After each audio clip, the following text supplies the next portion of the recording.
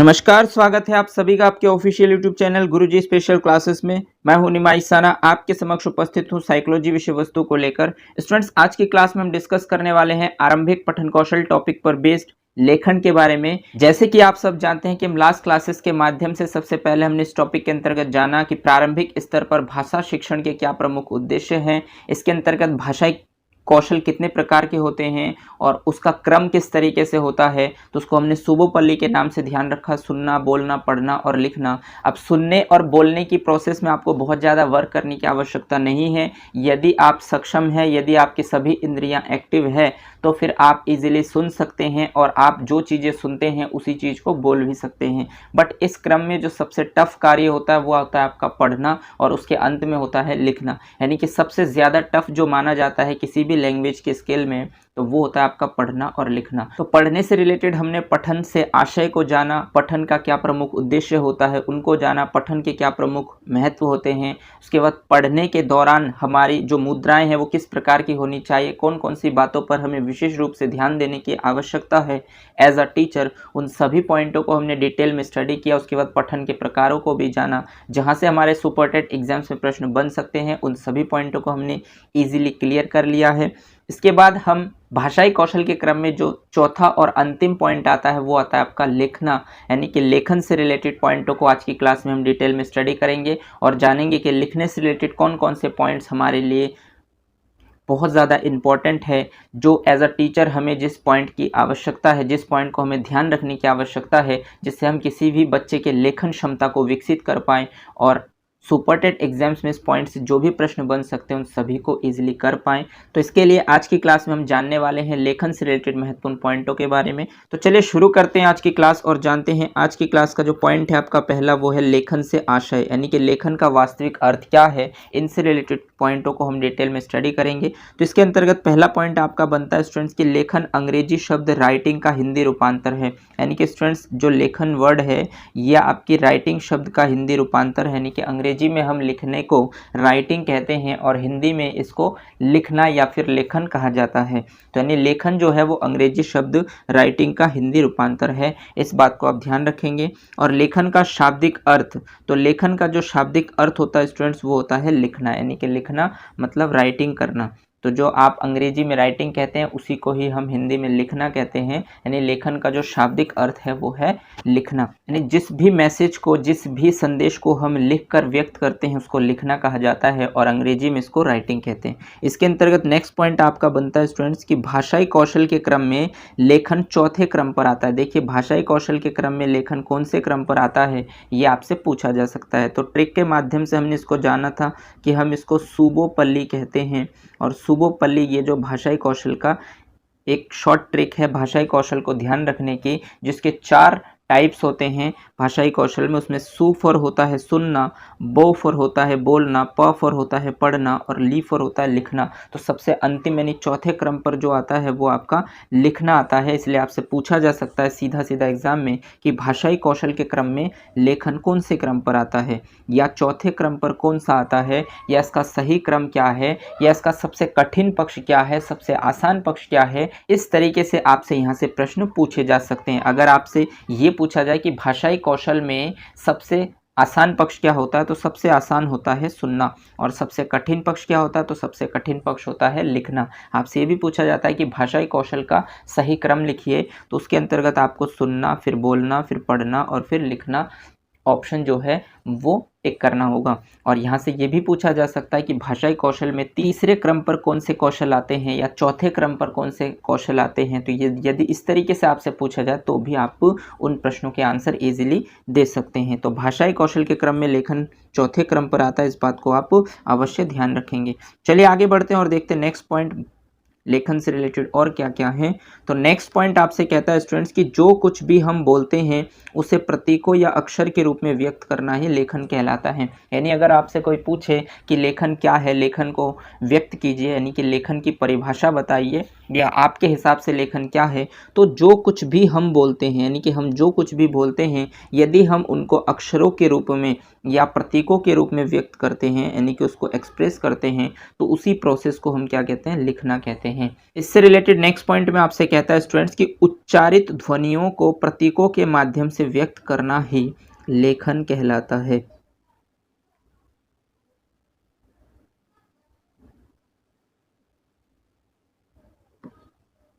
यानी कि इस बात को भी ध्यान रखेंगे कि जो उच्चारित ध्वनियां हैं यानी कि जिन ध्वनियों का हम उच्चारण करते हैं और यदि हम प्रतीकों के माध्यम से या अक्षरों के माध्यम से उसे व्यक्त करते हैं तो उसको क्या कहा जाता है, लेखन कहा जाता है। यानी कि जैसे कि मैं अभी इस समय आपके सामने जो है कुछ ध्वनियों को उच्चारित कर रहा हूँ, यदि मैं चाहूँ तो इनको अपने हाथों से लिख कर भी व्यक्त कर सकता हूँ, तो इसी प्रोसेस को हम लेखन कहते हैं। यानी कि जो कुछ भी हम बोलते हैं यदि हम उनको अक्षरों के माध्यम से व्यक्त करते हैं तो उसको लेखन कहा जाता है। आई होप आप मेरी बातों को समझ पा रहे हैं और लेखन को भी इजीली समझ पाए होंगे। चलिए आगे बढ़ते हैं और देखते हैं लास्ट पॉइंट आपके महात्मा गांधी जी के अनुसार जो लेखन के बारे में उन्होंने अपने सुझाव दिए हैं। तो महात्मा गांधी के अनुसार बच्चों को लिखना सिखाने के पूर्व इन्हें चित्रकला सिखाना चाहिए। महात्मा गांधी के अनुसार अक्षर भी एक चित्र है। देखिए ये कथन जो है आपसे डायरेक्टली पूछा जा सकता है कि बच्चों को लिखना सिखाने के पूर्व इन्हें चित्रकला सिखाना चाहिए। ये किसका कथन है? तो अगर आपसे पूछा जाए तो आप बताएंगे कि यह महात्मा गांधी जी का कथन है कि वो कहते हैं कि बच्चों को यदि आप लिखना सिखाना चाहते हैं तो उससे पहले आप बच्चों को चित्र बनाना सिखाइए। और महात्मा गांधी के अनुसार अक्षर भी एक चित्र है, ये भी उन्होंने इस कथन में कहे। यानी महात्मा गांधी जी के अनुसार यदि आप किसी अक्षर को लिखते हैं जैसे कैफ और कबूतर को लिखते हैं तो ये भी एक तरीके का चित्र है। तो वो उनका कहना ये है कि अगर आप बच्चों के लेखन विकास का डेवलपमेंट करना चाहते हैं तो उन्हें सबसे पहले चित्रकला सिखाएं, यानी कि चित्र कैसे बनाए जाते हैं, किस तरीके से बनाए जाते हैं वो सिखाइए। यदि बच्चा वो सीख जाएगा तो कहीं ना कहीं वो अक्षरों का ज्ञान भी आगे प्राप्त कर लेगा। और उनके अनुसार अक्षरों को लिखना ही एक तरीके से अक्षर ही एक तरीके का चित्र होता है। तो ये कथन आपके महात्मा गांधी जी के अनुसार है जो लेखन से रिलेटेड उन्होंने बातें कही है। आशा करता हूँ कि आप मेरी बातों को समझ पाए हैं और लेखन का क्या वास्तविक अर्थ है, लेखन को अंग्रेजी में क्या कहते हैं ये तो आप नॉर्मली जानते हैं। लेखन से रिलेटेड जो पॉइंट्स आपके एग्जाम्स में बन सकते हैं, जहां से प्रश्न पूछा जा सकता है, उन सभी पॉइंटों को आप इजीली समझ पाए होंगे। चलिए आगे बढ़ते हैं और देखते हैं नेक्स्ट पॉइंट आपसे क्या कहता है। तो नेक्स्ट पॉइंट आपसे कहता है स्टूडेंट्स कि लेखन के प्रमुख उद्देश्य, यानी कि लेखन के सबसे प्रमुख उद्देश्य क्या है, यानी कि लेखन हमें क्यों करने चाहिए, लेखन करने से हमें क्या बेनिफिट मिल सकता है, इस बारे में भी आपके पास जानकारी होना आवश्यक है। तभी आप बच्चों का लेखन विकास सही ढंग से कर पाएंगे। तो इसके अंतर्गत पहला पॉइंट आपका बनता है स्टूडेंट्स बच्चों के शब्द भंडार में वृद्धि करना। देखिए बच्चों के शब्द भंडार में जितना ज़्यादा आप लेखन करवाएंगे बच्चों से, उनके शब्द भंडार में क्या होगा, वृद्धि होगा। क्योंकि वो जितने ज़्यादा शब्दों को लिखेंगे, अपने हाथों से लिखेंगे, तो वो शब्द उन्हें ज़्यादा चांसेस है उन्हें ध्यान रहने की। तो इस तरीके से उनके शब्द भंडार में निरंतर वृद्धि होंगे। इसके अंतर्गत नेक्स्ट पॉइंट आपका कहता है स्टूडेंट्स कि सुंदर अक्षर बनाने के लिए प्रेरित करना।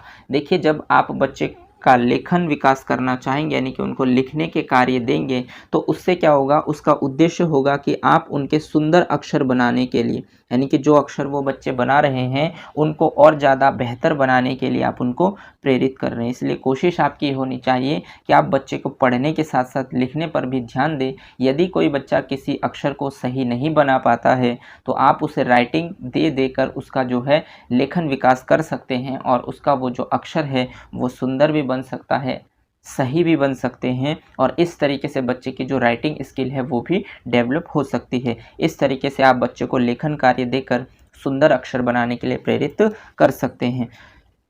आई होप आप मेरी बातों को समझ पा रहे हैं और इन पॉइंटों को भी समझ पा रहे होंगे। चलिए आगे बढ़ते हैं और देखते हैं नेक्स्ट पॉइंट आपसे क्या कहता है। तो नेक्स्ट पॉइंट आपसे कहता है स्टूडेंट्स की मात्रा तथा विराम चिन्हों का समुचित प्रयोग करके लिखना सिखाना। यानी कि विराम चिन्हों का, यहाँ पर स्टूडेंट थोड़ा सा हलंत लग जाएगा है के नीचे, तो मात्रा तथा विराम चिन्हों का समुचित प्रयोग करके, देखिए मात्रा का समुचित प्रयोग करना और विराम चिन्हों का समुचित प्रयोग करके लिखना सिखाना, ये आपका उद्देश्य होना चाहिए। मान लीजिए कि आप किसी बच्चे की राइटिंग स्किल को डेवलप करना चाहते हो, उसके लिए आप उसको राइटिंग वर्क दे रहे हैं, तो आप उसकी कॉपी चेकिंग में उसकी मात्राओं पर विशेष रूप से ध्यान देंगे और विराम चिन्हों का विशेष रूप से ध्यान देंगे कि उस बच्चे ने मात्रा और विराम चिन्हों का समुचित रूप से प्रयोग किया है या नहीं। यदि वो समुचित ढंग से प्रयोग करता है तो वो बिल्कुल सही है, और यदि वो कहीं कहीं पर मिस्टेक करता है तो उन पॉइंटों को आप गोला लगाकर उस बच्चे को बताएंगे कि आपने यहाँ पर मिस्टेक की है, इस पॉइंट को आपको ऐसे लिखना चाहिए था। इस तरीके से आप जब पढ़ेंगे और इस तरीके से लिखेंगे तभी आपके जो है राइटिंग स्किल जो है वो डेवलप हो पाएंगे। तो इस तरीके से आपको इन सभी बिंदुओं पर विशेष रूप से ध्यान देने की आवश्यकता है यदि आप बच्चे का वास्तविक रूप से डेवलपमेंट करना चाहते हैं तो। आई होप आप मेरी बातों को समझ पा रहे हैं और इन पॉइंटों को भी समझ पाए होंगे। चलिए आगे बढ़ते हैं और देखते हैं नेक्स्ट पॉइंट आपसे क्या कहता है। तो नेक्स्ट पॉइंट आपसे कहता है स्टूडेंट्स की मात्रात्मक त्रुटि में सुधार करना। यदि बच्चा मात्रात्मक त्रुटियां करता है यानी कि मात्राओं को आगे पीछे कर देता है, छोटी ई की जगह बड़ी ई का प्रयोग कर देता है, या फिर छोटे ऊ की जगह बड़े ऊ, यानी कि इस तरीके से यदि मात्राओं में गलतियां करता है, त्रुटि करता है, तो उसका सुधार करना आपका परम उद्देश्य होना चाहिए। इसीलिए आपको लेखन कार्य बच्चों से करवाने चाहिए। इसका यही उद्देश्य होता है कि बच्चे मात्रात्मक त्रुटियों में भी सुधार करते हैं और उनका धीरे धीरे ये कॉन्सेप्ट जो है, ये चीज़ें सब इजीली क्लियर हो पाते हैं। चलिए आगे बढ़ते हैं और देखते हैं नेक्स्ट पॉइंट आपसे क्या कहता है। तो नेक्स्ट पॉइंट आपसे कहता है स्टूडेंट्स की लिखित अभिव्यक्ति में निपुणता लाना। देखिए, जब आप बच्चे को बार बार लेखन विकास करेंगे, राइटिंग स्किल को डेवलप करने की कोशिश करेंगे, तो उनकी जो लिखित अभिव्यक्ति यानी कि जो लिखने की क्षमता है, किसी भी बात को वो किस तरीके से लिख पाएंगे, इसमें भी वो निपुणता ला सकते हैं या निपुणता प्राप्त कर सकते हैं। जितना ज़्यादा आप बच्चों से अभ्यास कराएंगे वो उतना ही ज़्यादा निपुण होते जाएंगे। तो इसीलिए किसी भी बात को वो ईजिली व्यक्त कर सकते हैं यदि आपने उनके राइटिंग स्किल को डेवलप किया है तो। इसलिए आपको जो है बच्चे के लिखित लेखन कौशल पर भी विशेष रूप से ध्यान देने की आवश्यकता है। आई होप आप मेरी बातों को समझ पा रहे हैं और इन पॉइंटों को भी समझ पाए होंगे। चलिए आगे बढ़ते हैं और देखते हैं नेक्स्ट पॉइंट आपसे क्या कहता है। नेक्स्ट पॉइंट और लास्ट पॉइंट है आपके लेखन के प्रमुख उद्देश्य के नवीन कहानी, कविता, सूक्तियों एवं मुहावरे आदि के ज्ञान में अभिवृद्धि करना। यानी कि जो नवीन कहानी है, नई नई जो स्टोरी है, नए नए जो कविताएं हैं, जो सूक्तियां हैं एवं जो मुहावरे हैं आदि के ज्ञान में अभिवृद्धि करना यानी कि ग्रोथ करना, ये लेखन का प्रमुख उद्देश्य है। यानी कि यदि आप बच्चों के राइटिंग स्किल को डेवलप करते हैं तो बच्चे नए नए कहानियों से परिचित होंगे, क्योंकि आप उनको लिखने के लिए कोई ना कोई बुक में कोई स्टोरी होगी उसको लिखने के लिए देंगे, तो कहीं ना कहीं बच्चा नई नई स्टोरी को पढ़ेगा, उसको लिखेगा, तो उसके अर्थ को भी वो ग्रहण करेगा। आपने बच्चे को कोई कविता दी है लिखने को, तो बच्चा वो कविता लिखेगा, उसमें उपयुक्त रूप से विराम चिन्हों का प्रयोग किस तरीके से किया गया है उन सभी बिंदुओं को जानेगा। आप उनको सूक्तियों को लिखने के लिए देंगे तो सूक्तियों को किस तरीके से लिखा जाता है, मुहावरों को किस तरीके से लिखा जाता है, मुहावरे का अर्थ किस तरीके से निकाला जाता है, इस तरीके से जब बच्चा लिखने पर फोकस करेगा और इन सभी पहलुओं से गुजरेगा तो उसके ज्ञान में अभिवृद्धि होगी, यानी कि ज्ञान में वास्तविक रूप से वृद्धि होगी और कहीं ना कहीं उस बच्चे के डेवलपमेंट में वो योगदान देगा।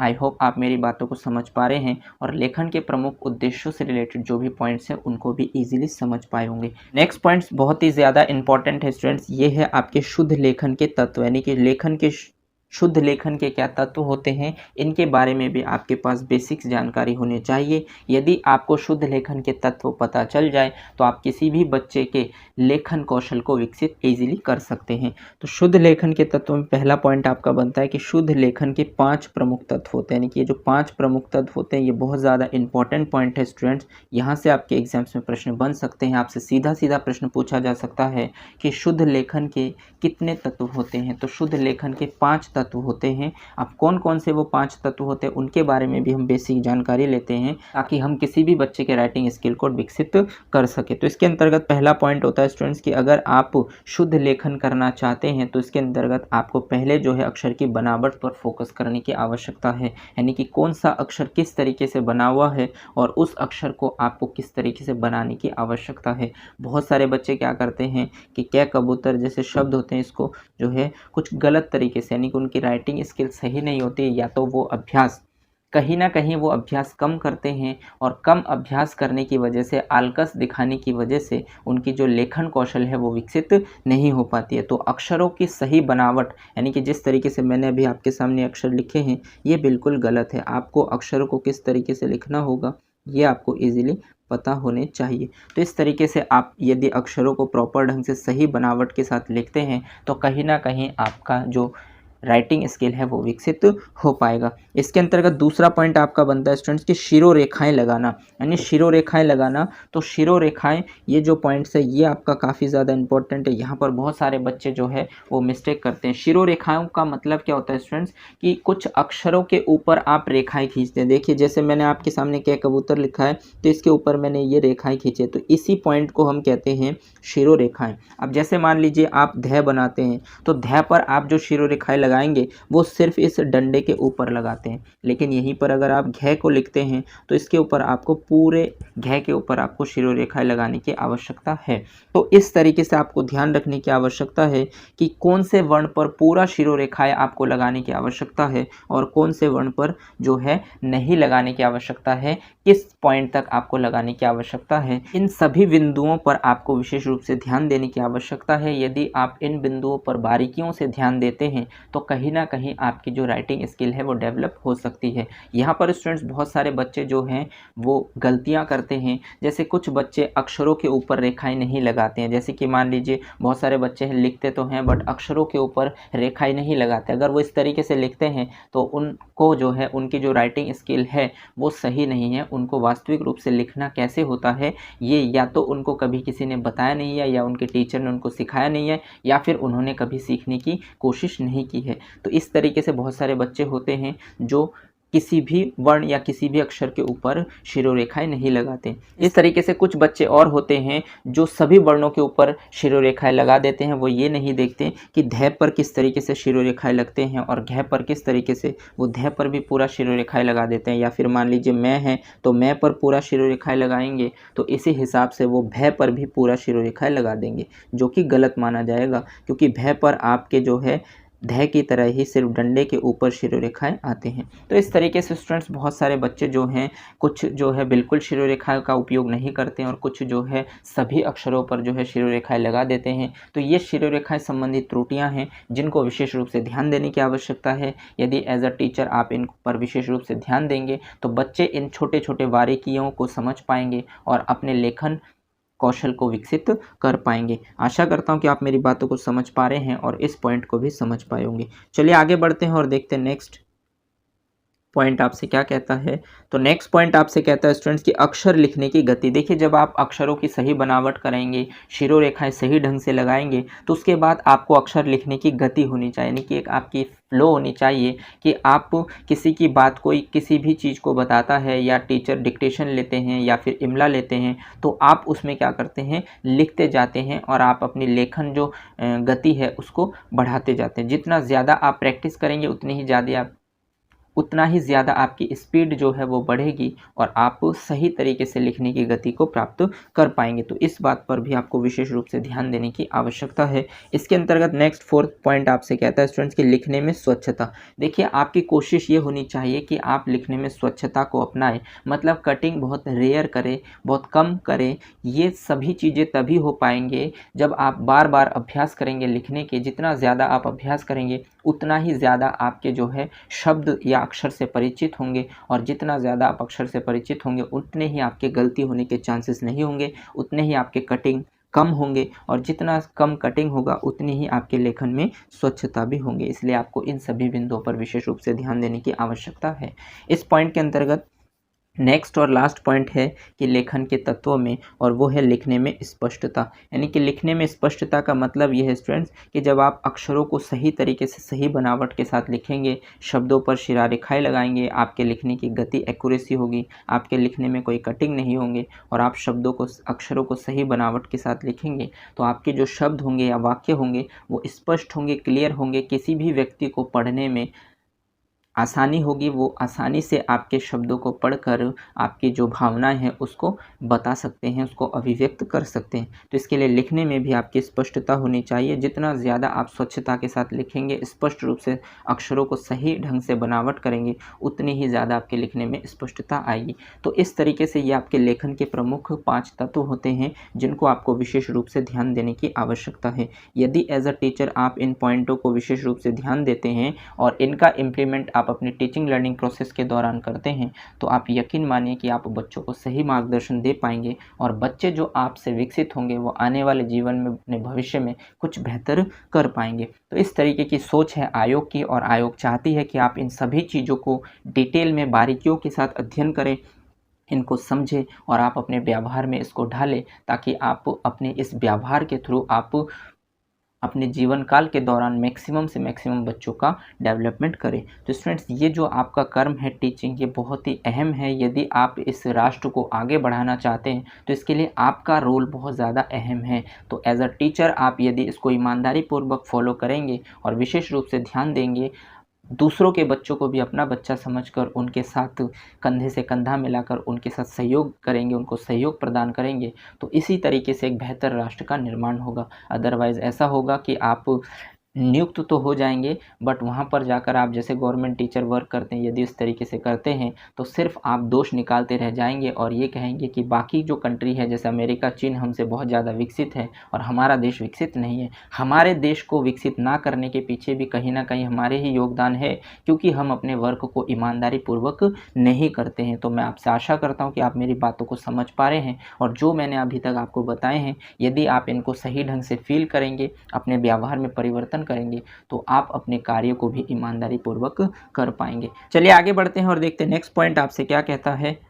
तो नेक्स्ट पॉइंट आपसे कहता है स्टूडेंट्स कि लेखन क्या महत्व, यानी कि लेखन का क्या महत्व है, इसके बारे में भी आपको पता होना चाहिए कि आप जो ये लेखन प्रोसेस यानी कि राइटिंग स्किल को बच्चे की डेवलप करना चाहते हैं, इसका क्या महत्व, क्या बेनिफिट है। यदि आप बच्चे की राइटिंग स्किल को डेवलप करते हैं तो उससे क्या आने वाले भविष्य में उस बच्चे के लिए क्या बेहतर हो सकता है। तो इसके अंतर्गत पहला पॉइंट आपका है स्टूडेंट्स कि लेखन से बच्चों की अक्षर बनावट में सुधार होता है, जिससे बच्चे सुंदर हस्तलिपि में लिखना सीख जाते हैं। यानी कि देखिए, लेखन से बच्चों के अक्षर बनावट में, यानी कि लेखन से बच्चों के जो अक्षर बनावट है उसमें सुधार होता है। जितना ज़्यादा आप बच्चे को अभ्यास कराते हैं उतना ही ज़्यादा बच्चा जो है इस फील्ड में निपुण होता है और इस तरीके से उसकी जो लेखन कौशल है वो विकसित होता जाता है, जिससे बच्चे सुंदर हस्तलिपि में लिखना सीख जाते हैं। और इस तरीके से जो बच्चे की राइटिंग है या जो बच्चा है वो लिखना, वो सुंदर हस्तलिपि में लिखना सीख जाता है। और आपका कर्तव्य है कि बच्चे के लेखन कौशल को विकसित करना। तो ये प्रोसेस आपको बार बार करने की आवश्यकता है।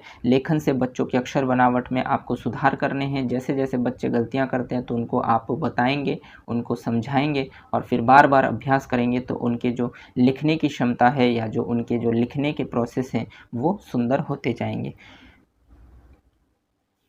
आई होप आप मेरी बातों को समझ पा रहे हैं और इस पॉइंट को भी समझ पाए होंगे। चलिए आगे बढ़ते हैं और देखते हैं नेक्स्ट पॉइंट आपसे क्या कहता है। तो नेक्स्ट पॉइंट आपसे कहता है स्टूडेंट्स कि लेखन से बच्चों में बौद्धिक विकास होता है। देखिए, लेखन, यदि आप बच्चों को बार बार लिखने से संबंधित अभ्यास कराते हैं तो उनका बौद्धिक विकास होता है। बौद्धिक विकास इसलिए होता है क्योंकि जितना ज़्यादा वो लिखते हैं तो उतने ही वो शब्दों को या शब्दों के जो अक्षर होते हैं उनको वो एक एक बार कम से कम उसको लिखते हैं, उसको एक दो बार उसको पढ़ते हैं। पहले सामने से वो किताबों से पढ़ते हैं या जो भी सोर्सेस उनके सामने रखे होते हैं उनसे पढ़ते हैं, फिर उनको लिखते हैं। तो कहीं ना कहीं वो उस शब्द को या उस वाक्य को ज़्यादा से ज़्यादा समय देता है। तो जितना ज़्यादा वो समय देगा वो उसके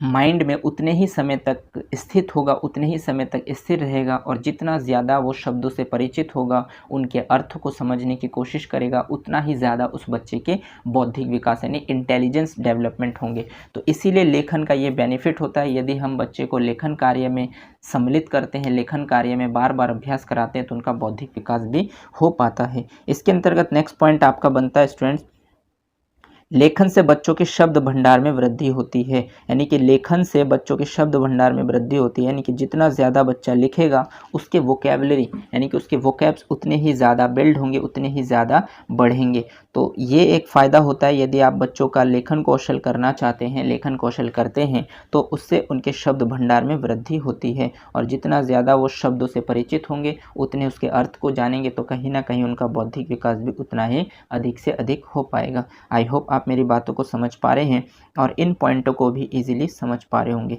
चलिए आगे बढ़ते हैं और देखते हैं नेक्स्ट पॉइंट आपसे क्या कहता है लेखन के महत्व में। तो नेक्स्ट पॉइंट आपसे कहता है स्टूडेंट्स कि लेखन से बच्चों में मात्रात्मक त्रुटियां कम अथवा समाप्त हो जाती है। यानी कि यदि आप बच्चों से बार बार लिखने की प्रैक्टिस कराते हैं तो उनकी जो मात्रात्मक त्रुटि यानी कि मात्राओं में जो वो गलतियाँ करते हैं या तो वो गलतियाँ कम होंगे या फिर समाप्त होंगे, यानी कि धीरे धीरे कम होते जाएंगे और एक दिन ऐसा आएगा कि वो बच्चे जो है उनके लिखने संबंधित जो गलतियां हैं वो समाप्त हो जाएंगे। तो इसीलिए आपको लेखन पर विशेष रूप से ध्यान देने की आवश्यकता है। लेखन से आने वाले समय में बच्चे को ये फायदा हो सकता है। नेक्स्ट पॉइंट पर आगे बढ़ते हैं और देखते हैं नेक्स्ट पॉइंट आपसे क्या कहता है। तो नेक्स्ट पॉइंट आपसे कहता है स्टूडेंट्स कि लेखन से बच्चों की भाषा में एक रूपता आती है। देखिए जितना ज़्यादा बच्चा लिखता है उतना ही बच्चों की भाषा में एक रूपता आती है, यानी कि उतना ही बच्चे की भाषा में एक रूपता आती है, यानी कि इंटीग्रिटी आती है, यानी कि वो चीज़ों को एक ही वे में समझने की कोशिश करता है और जितना ज़्यादा उसके विचार को समझने की कोशिश करता है उतने ही ज़्यादा उसके बौद्धिक विकास भी होते हैं और वो एक रूप में एक क्रम वाइज तरीके से उसके डेली कहीं ना कुछ डेवलपमेंट होता जाता है। जितना ज़्यादा वो अभ्यास करता है लिखने से रिलेटेड उतने ही शब्दों को वो ध्यान से बारीकियों से अध्ययन करता है और एक सही ढंग से एक रूपता के अनुसार उसका बौद्धिक विकास भी होता जाता है। आई होप आप मेरी बातों को समझ पा रहे हैं और इस पॉइंट को भी समझ पाए होंगे। चलिए आगे बढ़ते हैं और देखते हैं नेक्स्ट पॉइंट आपसे क्या कहता है। तो नेक्स्ट पॉइंट आपसे कहता है स्टूडेंट्स कि जब बच्चे किसी विषय वस्तु को लिखते हुए पढ़ते हैं तो वह विषय वस्तु जल्दी से बच्चे सीख जाते हैं। देखिए जब बच्चे किसी विषय वस्तु को यानी कि किसी भी टॉपिक को लिखते हुए पढ़ते हैं यानी कि लिखते हुए पढ़ते हैं तो वह विषय वस्तु जल्दी से बच्चे सीख जाते हैं। देखिए जल्दी से बच्चे सीख जाते हैं, इसके पीछे रीज़न ये है, जैसे कि मान लीजिए स्टूडेंट्स मैं अभी आपके सामने ये जो कंटेंट आपके सामने प्रस्तुत कर रहा हूँ, यदि आप इसके प्रॉपर नोट्स बनाते हैं तो हो सकता है कि इस क्लास को, ये क्लास अगर 30 मिनट की है तो आपको नोट्स के साथ बनाने में से 40 से 45 मिनट लग जाए। बट एक फ़ायदा आपका ये होगा कि ये चीज़ आपको दोबारा कभी करने की आवश्यकता नहीं होगी, ठीक। और दूसरी बात ये है कि आप मुझे इस समय सुन भी रहे हैं, आप इसके एक एक पॉइंट को देख भी रहे हैं, उसको पढ़ भी रहे हैं और फिर उसको लिख भी रहे हैं, यानी कि एक बार अपने हाथों से उसे लिख भी रहे हैं। तो कहीं ना कहीं आप अगर देखें तो 3 से 4 बार आप एक एक लाइन एक एक वाक्य को अभ्यास कर रहे हैं और जितना ज़्यादा आप अभ्यास करते हैं उतने ही ज़्यादा वो चीज़ें आपको याद हो जाती हैं। तो ये फ़ायदा होता है कि जब बच्चे किसी विषय वस्तु को लिखते हुए पढ़ते हैं तो वह विषय वस्तु जल्दी से बच्चे सीख जाते हैं। और दूसरी बात ये स्टूडेंट्स कि अगर आप इसके प्रॉपर नोट्स बनाते हैं तो आज से 6 महीने बाद यानी जब आपके एग्ज़ाम डेट घोषित हो जाते हैं,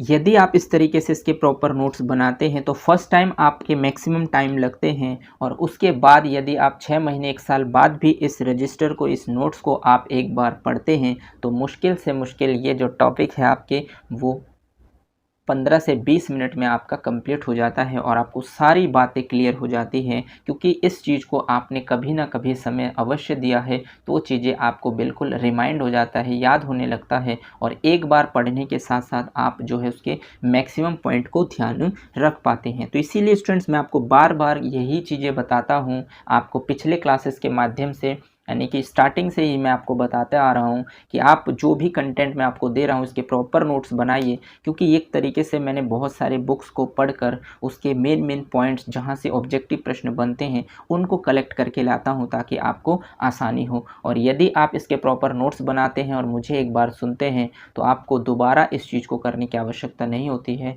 आप एक बार रजिस्टर उठाएंगे आपको सारे पॉइंट्स क्लियर हो जाएंगे और आपको चीज़ें ऐसे भी नहीं लगेंगे कि आपने कुछ पढ़ा नहीं है, आपको बहुत सारी चीज़ें पता चल जाएंगे। तो इसीलिए नोट्स बनाने के ये फ़ायदे होते हैं जो मैं आपसे बार बार अपील करता हूं कि आप नोट्स बनाइए। यदि आप मेरी बातों को फॉलो करते हैं तो आप फील करके बताइएगा कि क्या मैं आपको सही गाइड कर पाता हूं या फिर नहीं कर पाता हूं। आशा करता हूं कि आप मेरी बातों को समझ पाए हैं और इस पॉइंट को भी समझ पाए हैं कि किसी भी विषय वस्तु को लिखते हुए पढ़ने से विषय वस्तु बच्चे जल्दी सीख जाते हैं। चलिए आगे बढ़ते हैं और देखते हैं नेक्स्ट पॉइंट और इस लेखन के महत्व का लास्ट पॉइंट आपसे क्या कहता है। तो लेखन से बच्चों को अपने देश की सांस्कृतिक तथा सामाजिक विरासत का ज्ञान हो जाता है। यानी कि यदि बच्चा लिखता है तो लेखन से बच्चे अपने देश की संस्कृति यानी कि अपने देश की संस्कृति एवं सामाजिक विरासत का ज्ञान हो जाता है। यानी कि सांस्कृतिक और सामाजिक विरासत का ज्ञान बच्चे को हो जाता है, क्योंकि जब बच्चा किसी भी खंड को लिखता है तो उससे क्या होता है कि उसके छोटी छोटी चीज़ें जो बारीक बारीक चीज़ें होती हैं, जैसे विराम चिन्ह हो गए या फिर मात्राएं हो गए, तो इन सब चीज़ों को वो बारीकी से अध्ययन करता है। और जब वो बारीकी से अध्ययन करता है और उसके मीनिंग को समझता है, जानता है, तो उसे ये पता चलता है कि हमारे देश की संस्कृति, यानी कि जो हमारे कवि और ऋषि मुनियों ने जो चीज़ें दी हैं वो कितने साइंटिफिक है, किस तरीके के लैंग्वेज हैं। और इस तरीके से बच्चे जो है इन सभी चीज़ों को समझ पाते हैं और हमारे देश की जो सामाजिकता है, हमारा जो समाज है, उसको भी समझ पाते हैं और जो सांस्कृतिक जो हमारी परंपराएं हैं उस चीज़ को भी फील कर पाते हैं। यहाँ पर आप देखेंगे स्टूडेंट्स, यदि आप हिंदी को पढ़ते हैं, क्योंकि आपको पता है कि भाषा सबसे प्राचीन जो है वो संस्कृत है और जो हिंदी भाषा है ये संस्कृत से ही उत्पत्ति हुई है इसकी। बट अगर हम लैंग्वेज की बात करें तो इस पृथ्वी पर सबसे प्राचीन भाषा किसको माना जाता है? संस्कृत को माना जाता है। और संस्कृत हमारे ऋषि मुनियों द्वारा ही लिखे गए हैं और वो इस तरीके के साइंटिफिक लैंग्वेज है और संस्कृत से ही हिंदी की उत्पत्ति हुई है। तो ये इस तरीके के साइंटिफिक लैंग्वेज है कि यदि कंप्यूटर में संस्कृत भाषा को इम्प्लीमेंट करते हैं तो इसमें कोई भी एरर नहीं आएगा, क्योंकि एक साइंटिफिक लैंग्वेज है। अगर आप किसी वर्ण का, किसी अक्षर का, किसी शब्द का उच्चारण करते हैं तो वो बिल्कुल साइंटिफिकली है कि इस अक्षर का उच्चारण स्थान कहाँ है, इसका उच्चारण कहाँ से किया जाता है और इसलिए इसका नाम ऐसा क्यों है। तो कहीं ना कहीं आप जब संस्कृत और हिंदी पढ़ते हैं तो आप समझते हैं कि हर एक चीज़ का कोई ना कोई लॉजिक होता है और उस चीज़ के लॉजिक को जब आप जानते हैं, समझते हैं, जब आप यूपी टेट सी टेट की तैयारी करते हैं या आप सुपर टेट की इस समय तैयारी कर रहे हैं, तो कहीं ना कहीं आप UP TET CTET clear करके आए होंगे, तो आपने हिंदी और संस्कृत को कहीं ना कहीं अवश्य पढ़ा होगा। तो जब आप उसको पढ़ते हैं या फिर DLED और BEd में आप पढ़ते हैं तो आपने कहीं ना कहीं हिंदी को डिटेल में समझने की कोशिश की होगी और आपको पता चला होगा कि इस कै वर्ण को कंठे क्यों बोला जाता है, इसके पीछे लॉजिक क्या है, उस चीज़ को समझ सकते हैं। तो कहीं ना कहीं हमारी जो भाषाएं हैं, हमारी जो संस्कृति है वो साइंटिफिक है। हमारे जो ऋषि मुनियों ने जो चीज़ें दी हैं वो बिल्कुल एक्यूरेट है, साइंटिफिक है। बट वहीं पर यदि आप स्टूडेंट्स इंग्लिश को पढ़ते हैं तो आप देखेंगे कि KNOW जो है, यहाँ पर के कभी साइलेंट हो जाता है, यूनिवर्सिटी में यू कभी साइलेंट हो जाता है, कभी आपके कोई वर्ड साइलेंट हो जाते हैं, कभी उसका जो प्रोनाउंसिएशन है वो अलग तरीके से होता है। तो इनका कोई सिर पैर हाथ नहीं होता, ये इनके कोई भी चीज़ जो है वो लॉजिकली नहीं होते हैं। ये कोई भी चीज़ को बस ऐसे एब्जॉर्ब कर लेते हैं, धारण कर लेते हैं। कोई साइंटिफिक इनकी लैंग्वेज नहीं है, लेकिन फिर भी हम इनको पढ़ते हैं और हमें इसको पढ़ने की आवश्यकता है, क्योंकि हमारे देश की जो राजभाषा है वो हिंदी है और दूसरी जो भाषाएं हैं उसमें ज़्यादातर जो हमारे विभाग है उसमें अंग्रेजी को प्राथमिकता दी गई है, क्योंकि ज़्यादातर चीज़ें अंग्रेजी में हैं, इसलिए अंग्रेजी भी विशेष रूप से हमें पढ़ने होते हैं।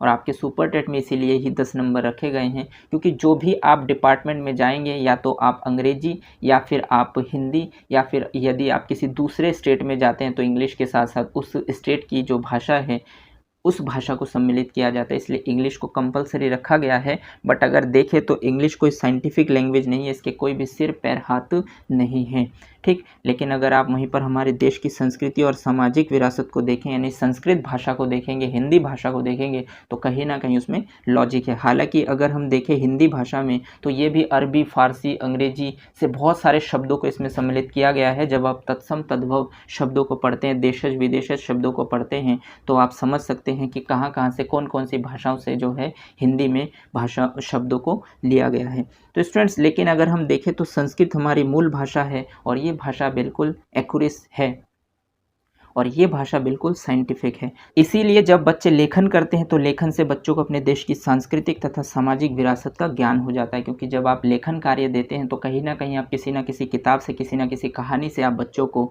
लेखन कार्य देते हैं और बच्चे उसको पढ़ते हैं और हो सकता है कि वो आपकी कहीं ना कहीं देश की सामाजिक और सांस्कृतिक कहानी पर बेस्ड है, तो उससे आपको सामाजिक और सांस्कृतिक विरासत का ज्ञान हो जाता है। तो इस तरीके से आपने देखा कि लेखन के क्या महत्व होते हैं, किस तरीके के महत्व हैं। तो सभी पॉइंटों को मैंने आपके सामने रखने की कोशिश की है। लेखन के क्या आशय हैं, लेखन के क्या प्रमुख उद्देश्य हैं, लेखन के कितने तत्व होते हैं, कौन कौन से तत्व होते हैं जिनको हमें ध्यान रखने की आवश्यकता है, जिससे हम बच्चे के लेखन कौशल को विकसित कर सकते हैं। उन सभी पॉइंटों को मैंने आपको समझाने की कोशिश की है। आशा करता हूँ कि सभी पॉइंट्स आपको क्लियर हो पाए होंगे, लेकिन फिर भी अगर आपको किसी भी पॉइंट्स में कोई डाउट्स है तो आप मुझे कमेंट सेक्शन में कमेंट कर सकते हैं। मैं कोशिश करूँगा कि आपके डाउट्स को क्लियर करूँ। आज के लिए बस इतना ही। अगर आपको ये क्लास अच्छी लगी हो तो इसे लाइक कीजिए, अपने दोस्तों के साथ शेयर कीजिए, और अगर आपने चैनल को सब्सक्राइब नहीं किया है तो चैनल को सब्सक्राइब कर लीजिए, बेल आइकन को भी प्रेस कर दीजिए, ताकि इसी तरीके के बेनिफिशियल वीडियो जब भी मैं आपके लिए बनाऊं तो आपको टाइम टू टाइम नोटिफिकेशन मिलते रहें। धन्यवाद। जय हिंद।